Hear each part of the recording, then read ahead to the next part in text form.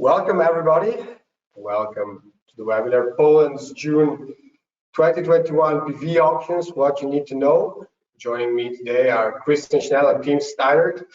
Hi Christian, hi Tim. Let's quickly check if you can both hear us. Can we hear you? Yes, I hope so. Perfect. Great. And welcome to those joining.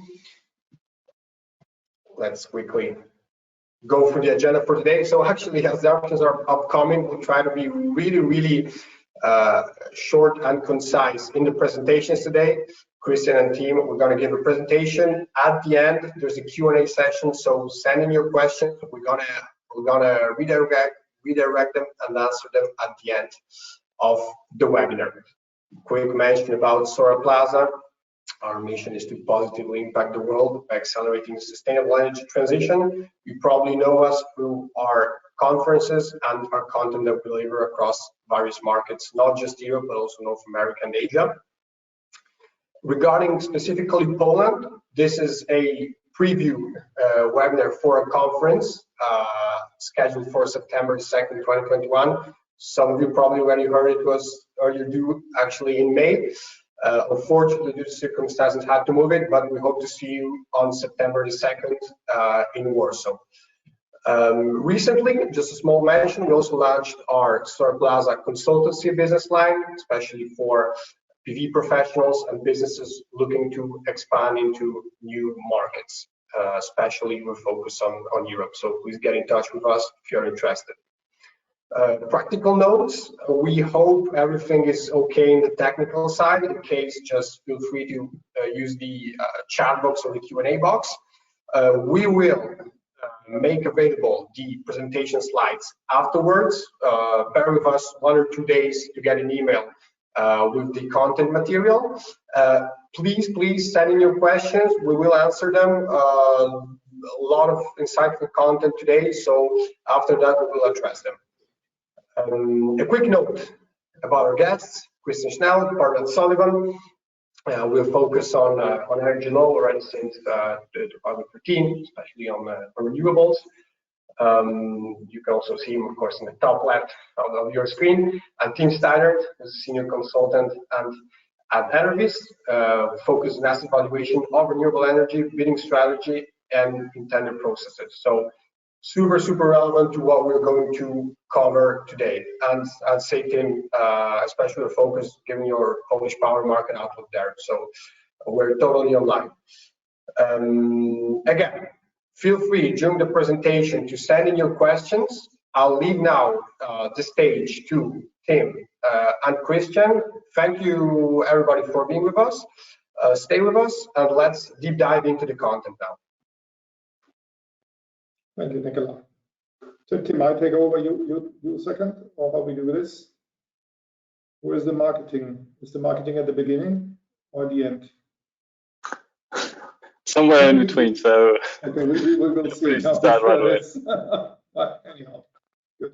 I don't know whether I have right now control over the slides. Yeah. It might be the Tom. Are you still there? You should be able to move, Christian. If you click on the screen with the arrow and then the arrows on your keyboard, you should be able to move through the slides. Yeah, that's what you say, but it doesn't work. That's interesting. The one else. Let me check whether. Yes. Okay, great. Perfect. Good. First. Okay, so we have the marketing block somewhere in between. So Tim is doing the marketing block. The first thing I just wanted to provide you in 2 slides is a bit where we are with the Polish power market, because the Polish power market is extremely interesting, and a lot of those interests by investors is actually driven by many regulatory framework decisions which have been made by introducing the Green Deal, European Green Deal.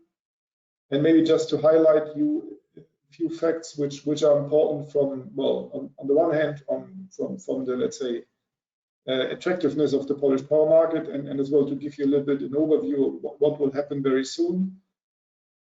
And this is of importance to understand the market. Yeah, you may have noticed that well, with all power markets as well, the Polish power market is a bit up and down.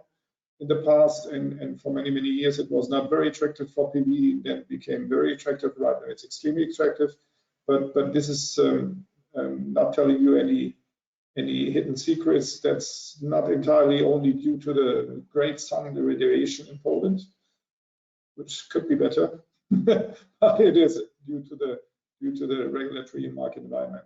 Well, first to give you an overview about a few things which would drive the Polish market on a short, mid, and even long term. Well, the first, of course, is the new greenhouse gas reduction target, the 55%, which is set by the European Green Deal. This is, of course, something which, to be honest, the Polish authorities were not entirely prepared for.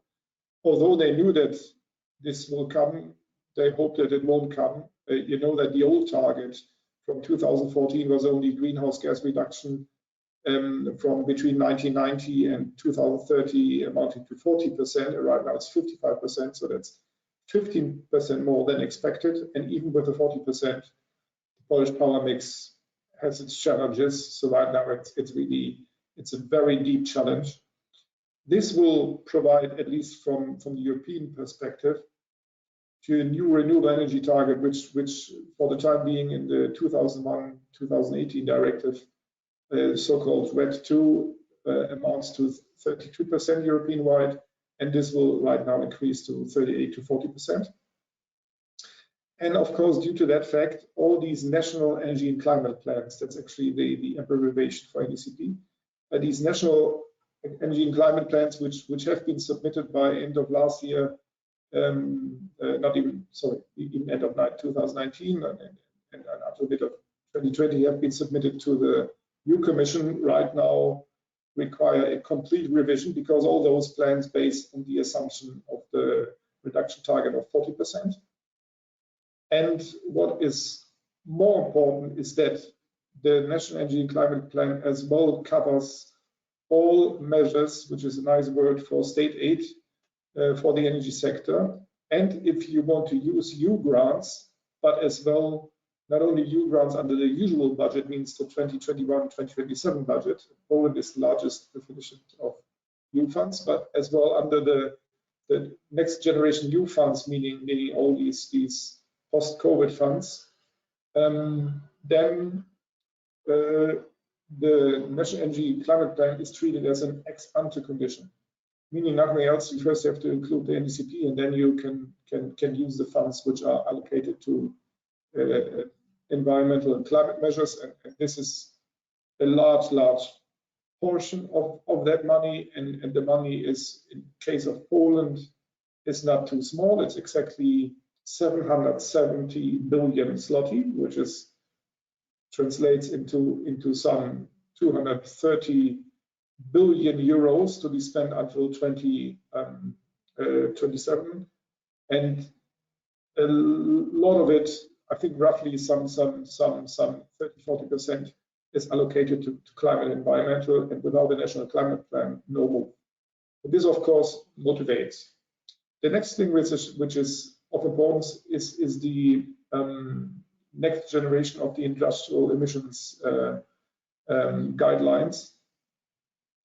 We expect this by latest 2025. It might be earlier. Why is this of importance? Because in Poland, roughly 75-80% of electricity is generated by coal boilers, coal power plants, and more or less the same percentage as well applies for system heat generation. And those new limits will most likely cut off all power plants which are not entirely new. You may know that Poland commissioned within the last few years about 4.5 gigawatt of new coal power plants, one lignite, one smaller lignite one, and the rest is hard coal, energy coal. And only those plants might survive the new industrial emissions guidelines. All the others will be shut down, even if you don't look at the CO2 emissions those power plants emit. you would anyhow shut them down because you have no money for reaching those new targets which are expected. Of course, this is implemented with a little bit of delay, a little bit of measures to provide this, let's say, to zero.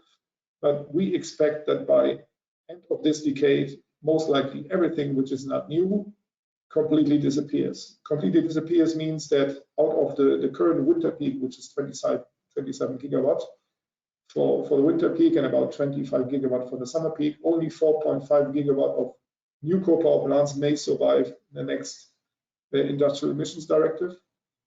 That means we'll still operate after 2030. And this is, of course, a huge change, knowing that right now the installed capacity is roughly around 30 gigawatt of coal power plants. It completely changes the landscape. The next thing which is important is the taxonomy financing criteria. Why?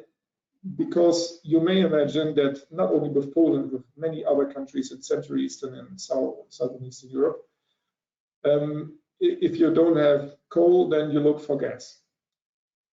But gas as well is punished under the new taxonomy criteria, although it is not entirely sure how this will look like.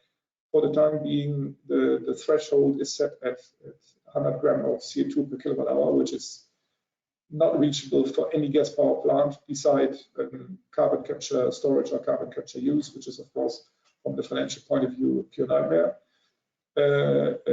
So what it might be that for combined gas turbines, combined heat generation, that means everything you usually use in district heating, there might be a certain derogation mechanism, but this is, of course, for existing CHP plants. This is not for new CHP plants. So in case you would like to switch from your, let's say, coal-fired CHP plant to a gas-fired CHP plant, knowing that most likely this will be out of financing criteria, meaning that you don't get any funding for this, you just don't do it. And this will have a huge impact on the whole sector coupling topic, meaning the only technology which remains is most likely are heat pumps, large heat pumps in heat grids. And this is something which, on the one hand, drives decentralization of electricity generation, because for heat pumps you need electricity. And on the other hand, it will as well provide to an increase of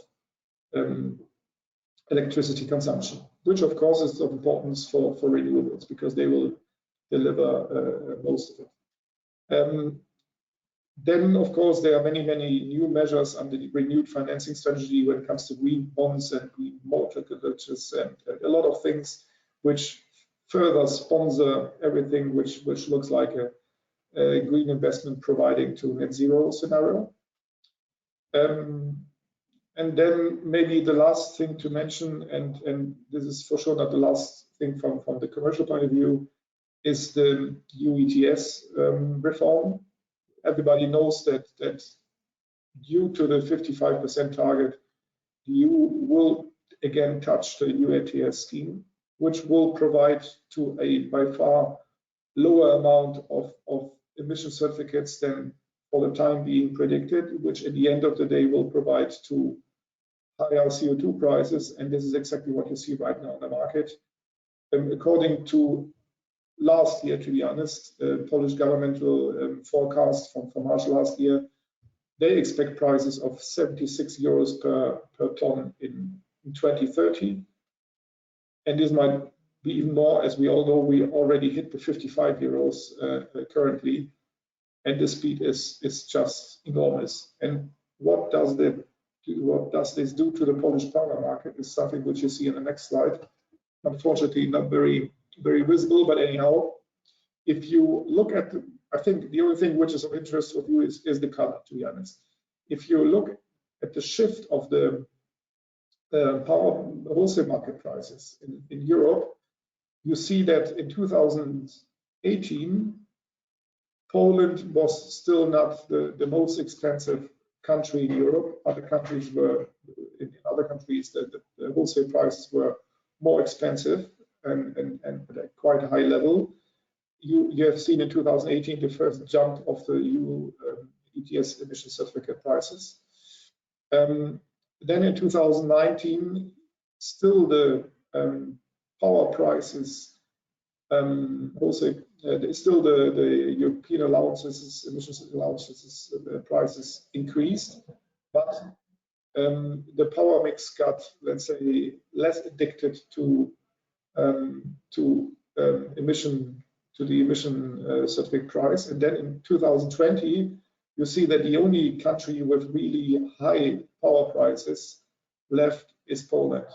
And currently, well, in 2020, the average power price at the wholesale market was a little bit below 50 euros. I think this year you will see power prices for Poland at a level most likely around 55 euros or so on average. Whereas in all other countries, and especially the neighboring countries, you will see power prices between 25 and maybe 35 euros. So most important, of course, is the German market due to the volume, which has a direct impact as well on the Czech and Slovak market.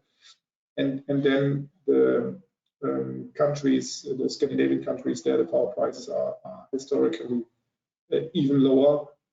And of course, this then raises the question of the competitiveness of the Polish economy, because in case your power prices are almost double power prices in neighboring countries, every investor questions his investment strategy and say, maybe we should allocate our nice investments maybe close to the Polish border, but for sure on the other side, because we want to have low power prices, and on the other hand, the skilled Polish workers. So this is something which already happens. Whether it was done, maybe just a quick comment, Christian. So current future prices for let's say calendar year 2022-23 are right now at around 310-320 zloty, so north of 70 euros per megawatt hour. And this of course puts enormous pressure also on coal-based generation in Poland due to the high CO2 prices. But of course, cannot gain from this high power price since the CO2 price, CO2 allowances, and therefore the cost for lignite and coal-based generation is just so high. Yeah, well, generally, what we hear from the Polish utilities, you know, that all the Polish utilities which have coal power plants, they all make losses. Right now, they're working on a plan to shift all coal power plants jointly to a, let's say, bad company.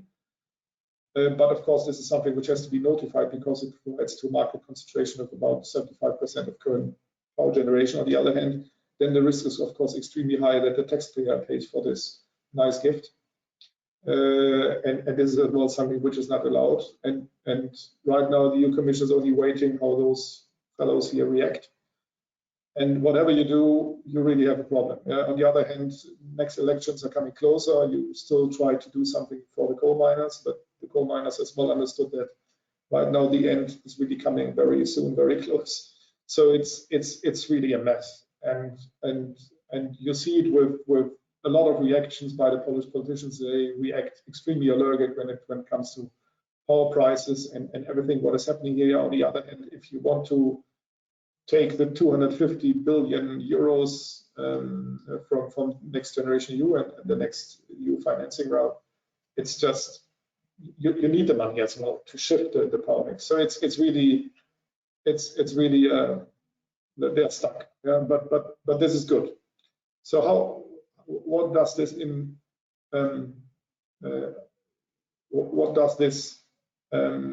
do to the renewable energy market? Of course, it provides to more auctions. It provides to a larger auction volume. It provides to the EU Commission making pressure on on taking down restrictions for renewable energy generators. This is actually mainly related to the distance rule for onshore wind, which was implemented in 2016, the so-called 10H rule, meaning 10 times tip height distance rule for onshore wind. And this will be cancelled because it is a precondition for getting the next generation EU funds. Of course, it takes time that the fellows with, let's say, onshore wind farms, that they will come back to the market. It takes another maybe 2, maybe even 3 years to get a project fully permitted. But this technology will come back to the auctions, but for the time being, they are not at the auctions. Or let's say there's only remaining remote wind farm assets are left at ready to build stage, at fully permitted stage, and without having a project fully permitted, we cannot start at the auction. So if we go a little bit more in detail, what we have seen in the last auctions for PV and onshore, and in Poland you have very transparent and an open auction system. You see that the volume which has been tendered in 2020 is quite high for the so-called large baskets, so everything which exceeds 1 megawatt capacity for the joint basket of onshore and PV. This was a tender volume of 45 terawatt-hours split through a period of 15 years, so it corresponds to 3 terawatt-hours per year of support. And then with the small basket up to 1 megawatt, where, to be honest, 99% of that volume is allocated to PV. And in Poland, you don't have any splitting rules, so quite often those are projects which are developed on one side and then artificially split it. 11 terawatt-hours have been awarded, and if you take the say technology mix under the 2020 auction, you see that roughly about 900 megawatt of onshore wind and 800 megawatt of large-scale PV has been awarded. In the next auction will take place in June, so in a few days. 8th of June is the large-scale auction for capacity with more than 1 megawatt, and this small-scale auction is on 11th of June. You see that the volume for the tendered volume for the large basket decreased a little bit, but on the other hand, there's no chance that onshore wind again will find 900 megawatt of fully permitted projects which are eligible for the auction. Of course, there are still some crappy projects, but to be honest, this will be by far less. So you will see more large-scale solar awarded than the 800 megawatts in this June auction. I will come to this a bit more in detail with the next slide. And then the announced, well, they already at least, the Polish government at least announced that there will be auctions for the next 5 coming years. The only but is, first, you have to have a law in place, and this is something which is still proceeded. Second, you have to have this notified, and of course you have to have it in line with the National Energy and Climate Plan, because the whole volume as such should fit to the National Energy and Climate Plan, ultimately providing to the required greenhouse gas reduction targets. And this is a little bit a tricky one, and therefore it takes a bit longer than expected just to get this all in line. Most likely there will be something like a transition mechanism where, let's say, the EU will say, okay, first I give you that, because nobody wants to hold on those auctions, I give you maybe green light for the first 2 coming years, meaning 2022, 2023, and then again for the period afterwards, because we know that national energy and climate plans and the revision of the Renewable Energy Directive and so on, this will for sure still take a year or 1.5 or so, and nobody wants to just stop therefore auction mechanisms. And then of course that the other question is what will happen to the volume? Well, we have a certain, with Enervis, we have a certain, let's say, forecast what will happen to the tendered to the installed capacity by 2030 or maybe 35, depending on the point of view. And we think that the entire capacity of the summer peak, meaning 25 gigawatt, and the entire capacity of the winter peak, meaning 27 gigawatt, will be covered by either PV or onshore, offshore. Whereas the offshore plans are known, and therefore, knowing what they want to do with offshore, you have roughly an idea of what you can expect from the onshore. Right now, we have onshore, including, let's say, those awarded project at auction. We will bring it to some 10 gigawatt of onshore, and PV right now amounts to 4 gigawatt, but 4 gigawatt, including all those typical household installations on rooftop, which not entirely have an impact on the power system as such. So that's where we are right now. And of course, as I told you, you will see as well a revision of the 10H distance rule. And then coming a little bit to the 2020 auction, 2021 auction volume, you see that 3/4 of the volume, this is actually this 38 terawatt hours, is awarded to the large basket for onshore and PV, and then 1/4 is awarded to other baskets. Most likely, what you could expect is that with the other baskets, nobody bids, so the volume is generally dead. And why I'm telling you this, because there's still a chance that you will see a second auction in 2021, most likely at the end of the year. And in case the Polish government decides to do so, they may allocate this 25% right now, which is generally reserved for biomass, hydro, and biogas, but nobody will start in those auctions. They could reshift it and announce another tender by end of 2021 for large-scale installations. I don't think that they will increase the volume, because that's a little bit more tricky, but theoretically they could do it by regulation, but at least they can allocate this volume, which will not be tendered again to the onshore PV basket end of 2021. So there's a decent chance that this may happen. Of course, you don't know it because everything is below the visibility is only a month or two or so. So you cannot really predict it 100%, but at least there's a legal possibility that this may happen by a so-called intervention auction, which might happen by the end of the year. Well, that's the let's say outlook what may happen in the short time. Then something when it comes to the historic auction results, what you see in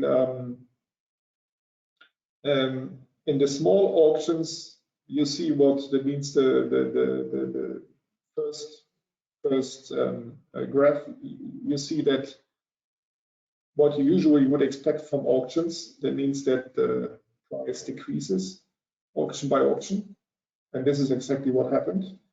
Whereas when you look at the auction for the large generators, you see that the price increased instead of decreasing.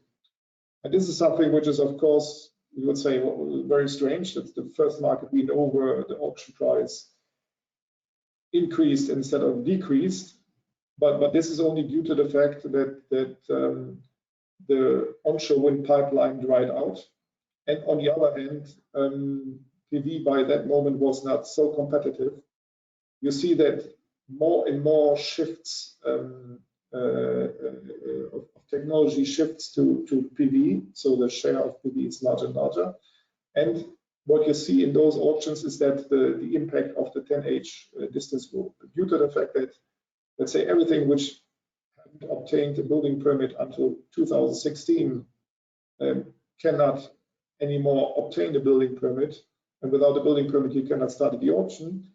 You see that the pipeline of good projects dried out. There are still some worse projects available, but generally the COE for those worse projects with, let's say, for example, Vestas B100 turbines or similar technical setup is not so good.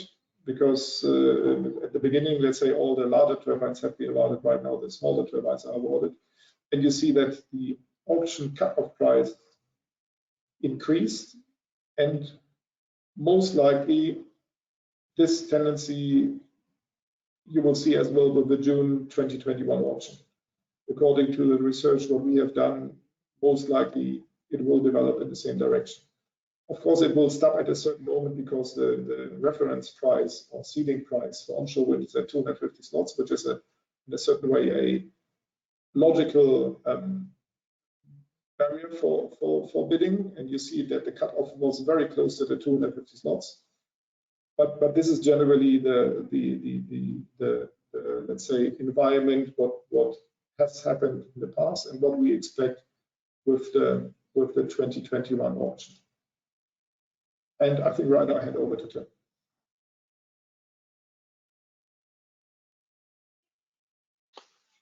Yeah, thanks, Christian. Can you hear me, Nicola? Yeah, Tim, we can hear you loud and clear. Yeah, thanks. Yeah, first of all, thanks for having us, Nicola. Thanks for Christian for yeah, your part of the regulatory framework and what will happen to auction volumes in the near future. Yeah, maybe to add some more infos. Christian and Solivan and Enervis are partnering up and provide a Polish power market outlook since 2016 and in 2020. So last year we also added a report or an analysis on the large tender basket of the CFD auction, so joint auction onshore wind and PV. And maybe I go back one more slide to the results of last year. Yes, yeah. So what Christian already mentioned, but what I wanted to point out also in regards to the 2021 auction is that of course we have a technology neutral auction, so a joint basket for a large scale onshore wind and PV.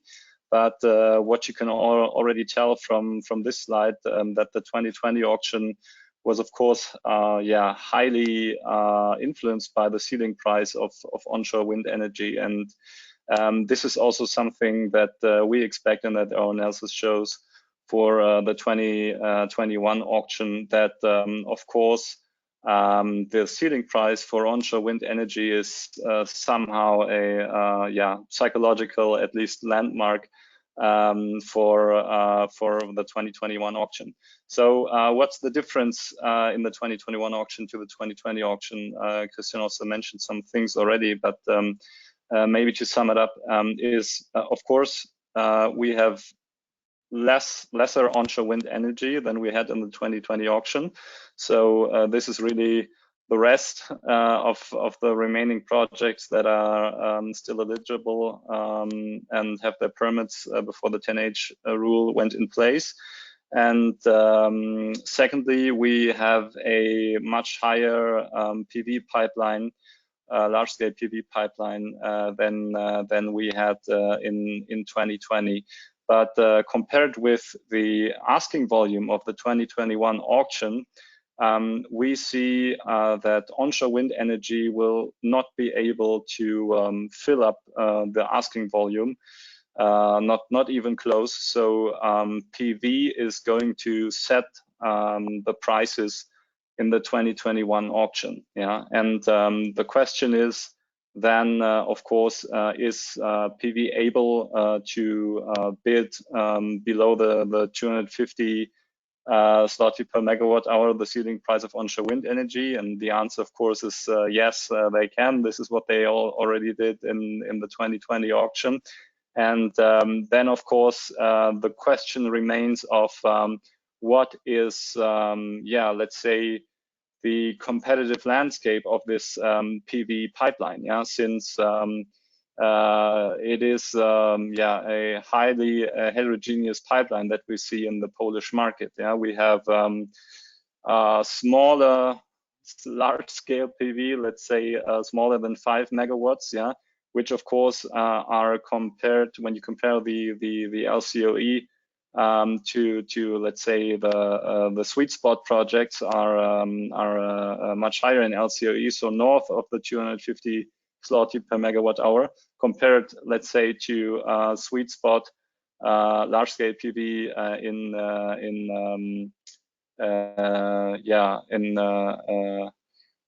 mid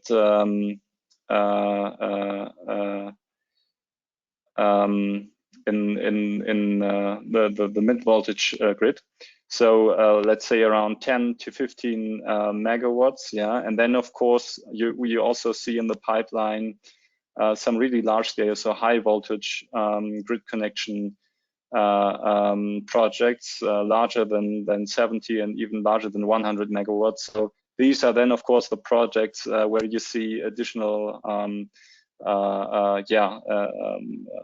additional reduction of LCOE compared to this pipeline. So the question is then, with not so much onshore wind left, and PV will set the price, which PV project will set the price? Yeah, and we see some quite to quite extent a large part of let's say sweet spot PV projects that are definitely able to bid under the 250 zloty per megawatt hour. But then of course the question is who's the last winning bid, and who will set the price. And this is what we do with our report or study also on this CFD auction, where we simulate the pipeline bid probabilities and so on and so forth to derive a winning bid probability depending on the bid price that you're bidding within the auction. And we're doing this in 4 steps. So step 1 is that we get a clear view on the project pipeline for both onshore wind energy and large-scale photovoltaics. So we have a list of projects where we have an overview. I think it's around 2.7 gigawatts of PV in this list. Of course, not every project is going to be able to be ready until the June auction, so only a part of this is going to bid in the auction. We have information about the size of these projects and estimated LCOE for those projects. And step 2, of course, is to model the LCOE for this project pipeline, to have an estimate on let's say the minimum bid price that these projects to win a bid and to cover the full cost and return on equity requirements that they have. Step 3 is that we simulate the input parameters when it comes to LCOE, when it comes to probability of partaking in the auction, from what we derive from that is, let's say, a probabilistic analysis of what should be the cutoff price, or what is the winning probability for a certain bid price within this auction.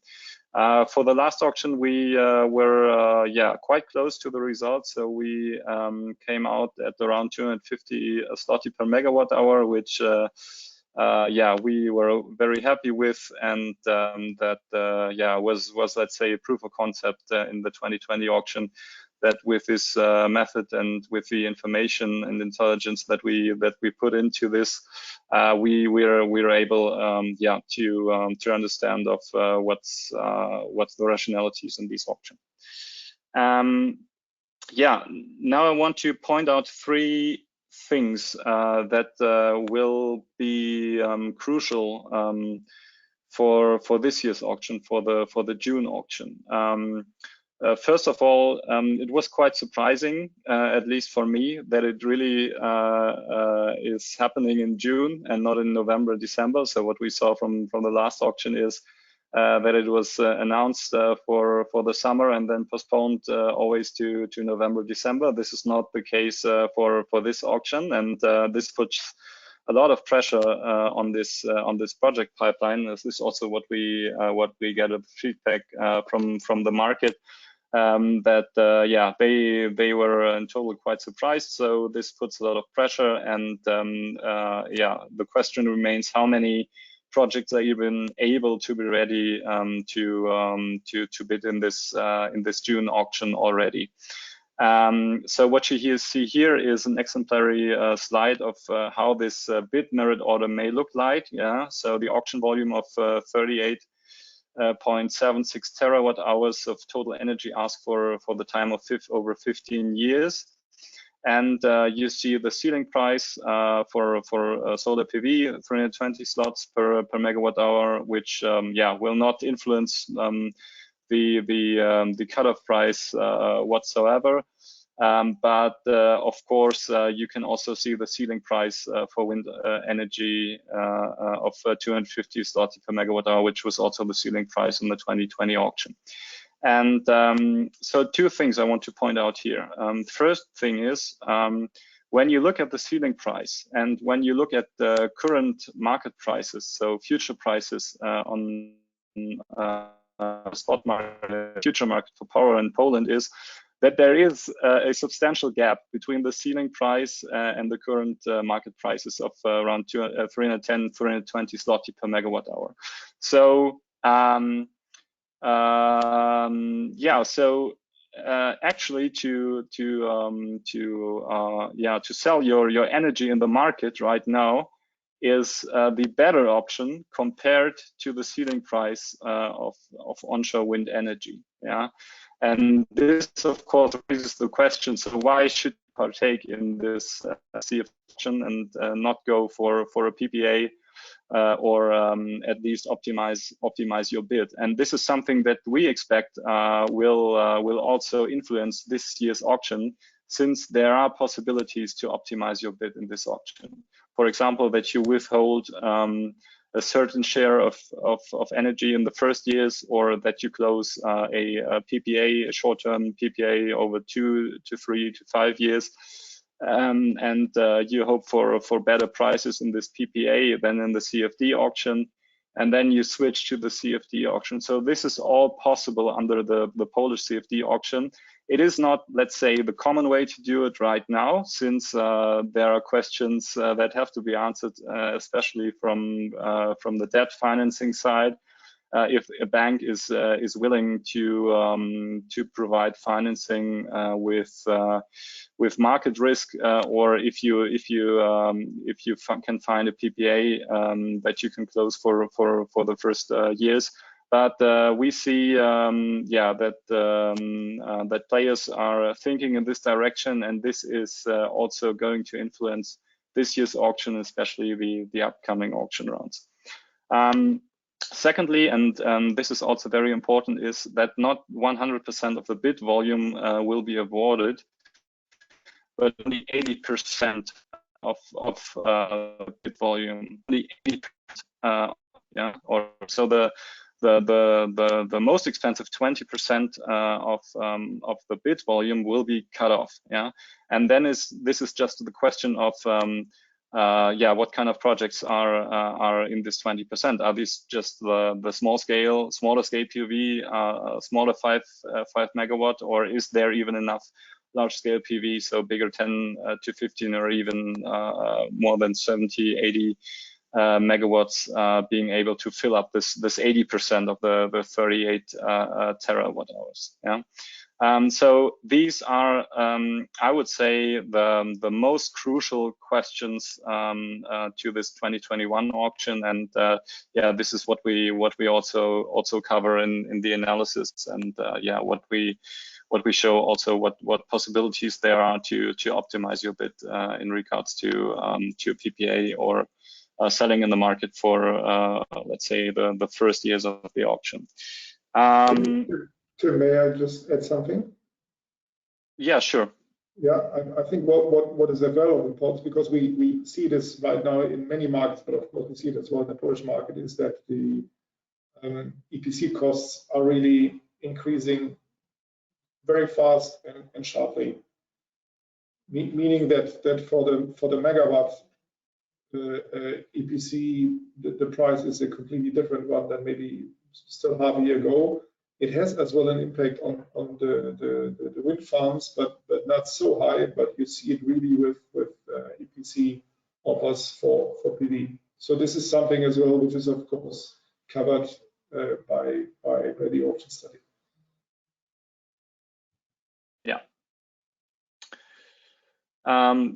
Two more points I wanted to point out, which you may be familiar with, at least heard of, which is very, very special to the Polish CFD auction system.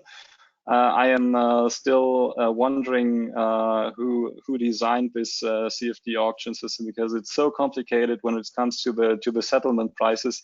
I don't know how many calls or how many hours we already spent explaining this to banks and lenders. But I think the education in the market is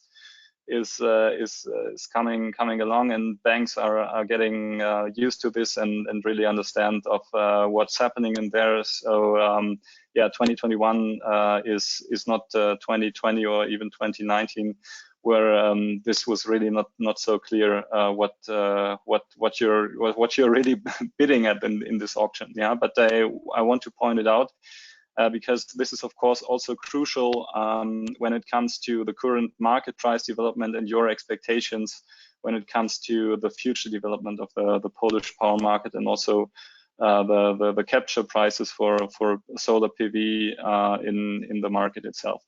So what you receive from URE, from the regulatory side of on the regulator, is the difference between your strike price and the CFD settlement price. And the CFD settlement price, which you see in this column here, is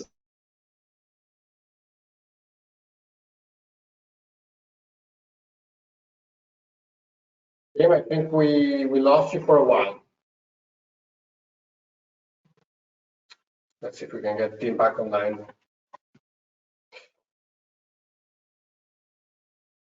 It's one of the perks of working from home.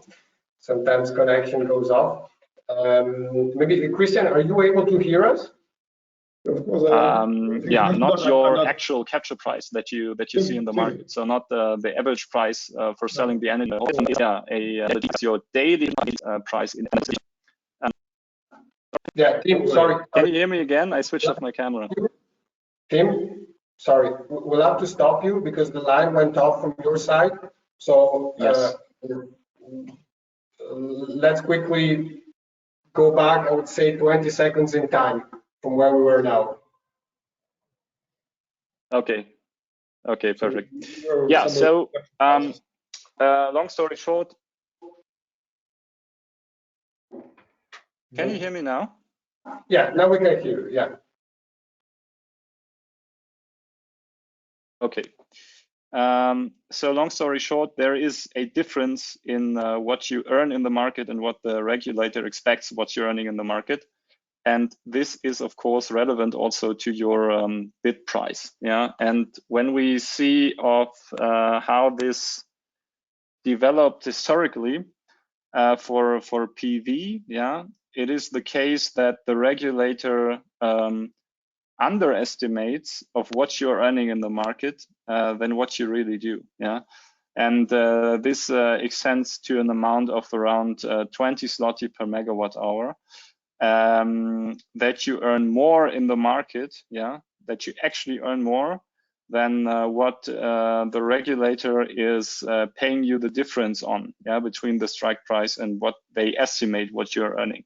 So this gain of around 20 zloty per megawatt hour is something that normally players in this auction also consider when designing their bids. Yeah, and of course this difference is not going to be stable because it is highly influenced by the share of PV in the system in Poland, and therefore this difference will decrease over time, and this is then just a question of when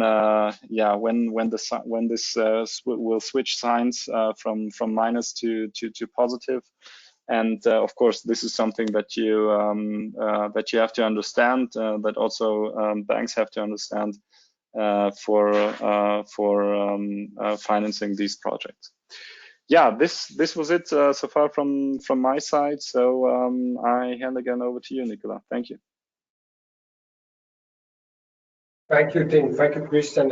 We do have indeed a lot of questions, so I would really jump into them. Also, a reminder, if you have more, please send them in the Q&A box. I'll just perfect. We're at the Q&A session. I guess Christian, Tim, I'll just phrase them. I'll apologize to some of this if I'll cut short on some of them, but otherwise they're really long. Maybe let's start with this one. So. Do you actually expect to have another auction later this year, which you already mentioned before? And do you think that the 2 auctions per year will become a standard procedure for the coming years? Yeah, that's most likely a question for me. To be honest, it was not intended to have first auction in June this year. This was only due to the fact that the current support system, or that the support system is currently notified only until mid of 2021. And the amendment to the Polish Renewable Energy Act, which is right now still proceeding in the Parliament and providing to prolongation until the end of 2021, although the EU Commission already accepted this prolongation in December last year, that's the only reason why the regulatory authority right now provides an option. Usually they do it at the end of the year to have, let's say, most competition, and nobody wants to do this twice a year. It was only due to the fact that although they were able to notify the prolongation with the EU Commission for this half year, because the original notification was only at the mid of 2021, they were not able to change the law in time due to many other reasons. And so we have 2 auctions. But I think for the future, I would rather expect that the auctions will be like before, always at the end of the year. Definitely. So I think that answers. And maybe, Tim, this one would be for you in terms of prices. Maybe just to give a recap, so maybe for those who join a bit later. So for large-scale solar projects, again, those larger than 1 megawatts, where do you see prices in terms of the mean? The mean intended as the mean, the English average, the minimum price and the maximum price, at least for this round, if you were to give a recap. By a study. Yeah, of course, this is a good question, and we have a report on this. So if you're interested to have our opinion of what will be the cutoff price and the minimum price, yeah, please get in contact with us, and yeah, we will be happy to provide you with this analysis. Yeah, when it comes to the minimum price, maybe I can add something about this. Yeah, it is really astonishing also to see in the last auctions that there are still projects bidding at very low prices, so even below 230 per megawatt hour.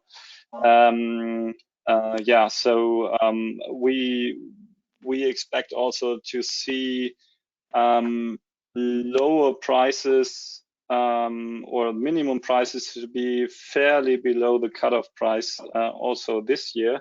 But what we also saw from the 2019 and 2020 auction is that there is also a learning curve in the bidder structure. Yeah, so bidders are able to anticipate also of course the auction results 2019, 2020, and incorporate this in their bids. So what we see is that the bids are getting very close to each other and nearing also and are getting closer to the cutoff price. And what we especially expect for this year's auction is that the bidding structure is very close together in, let's say, the 20% of the highest winning bids. Yeah, so we expect that there will be there is a huge change of winning probability if you just bid 2 or 3 zlotys higher or lower compared to your next competitors. Yeah, so this is going to be, I think, a fierce competition in the sphere of the winning bids this year. And yeah, if you want to have our opinion on what we think is a realistic strike price and winning probability, get in contact with us. Definitely.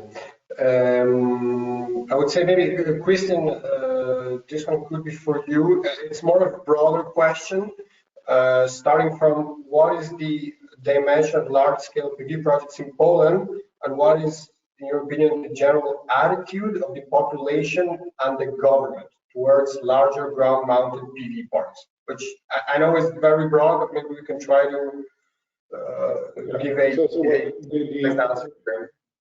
Yeah. So what is of importance here is the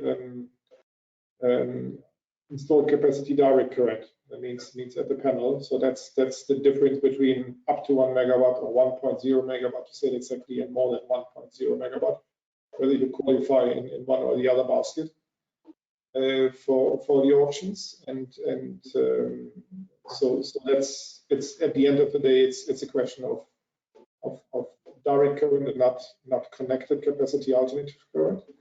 And then when it comes to the attitude, to be honest, for the time being, well, the authorities, of course, they already see that something is developing there. So you see already more and more hurdles when it comes to environmental impact assessments, which are required, some bird studies, some bird nesting studies, which are required. So this becomes more and more a topic. On the other hand, when it comes to the population, well, the attitude so far is quite positive, because compared to wind energy, you really don't see it. And as long as the installations are small, you don't see them. But I think this may change within the next 2-3 years, because remember that with the last auction, the first larger projects have been awarded. They have 24, if not even 36 months due to COVID to be constructed. And then 1 or 2 years later, the people know what a 50 or 80 megawatt installation is. And then maybe they are not so happy anymore. But for the time being, PV is a positive technology, it's a positive attitude. And compared to wind, it is by far less problematic. Yeah. It's not so easy anymore as in the wild years, I would say some 2-3 years ago, where really you have seen projects developed in a few months and really nothing fits to each other, but somehow somebody made it through that. This, of course, provides then afterwards to a lot of re-permitting, but somehow this was the approach. Right now it's getting more and more professional, and the authorities as well. Yeah, I would say also depending always on the government, right? This actually, I think we could wrap up the hour with the last question here. And apologies for not able to address them all, but we had a lot. So why would an investor go for a 2/3 year PPA instead of participating in the auction and the tariff over 15 years? So what's the convenience, let's say, the value added here of a PPA instead of a 15-year fixed price? Yeah, so general, of course, if you expect that the PPA that you would be able to close, let's say not over 2 or 3 years, but maybe 10 or even 15 years, you will gain more from this PPA compared to the winning bid in the auction. Of course, you would go for the PPA, but there are some pitfalls to this. First of all, long-term PPAs in Poland. Yeah, I mean, the market is just starting out when it comes to long-term PPAs. There are just a few PPAs in the market so far, and the market is just getting started. So this is very, very complicated, and you have to have the time, you have to have the knowledge, and of course you have to have the right partners for this. But there are possibilities to optimize your bid in the CFD auction. It's not that you have to decide whether you go for PPA, short-term PPA, or whether you participate in the auction, but you can do both. Yeah. So since you're able to split your energy that you bid in this 15 years, you can spread it out monthly over this 15 years. You're able to withhold the energy for example, the first 2 or 3 years from the CFD system, yeah, and close a PPA for these 2 or 3 years with a pay-as-produced price, which is fairly above of what you bid in the auction, or what is your winning bid of the auction. So let's say your winning bid in the auction is 240 zloty per megawatt hour, and you see for the first 2 to 3 years, power prices are way higher, or capture prices for solar way higher than this 240. So they are, I don't know, 310 or 320.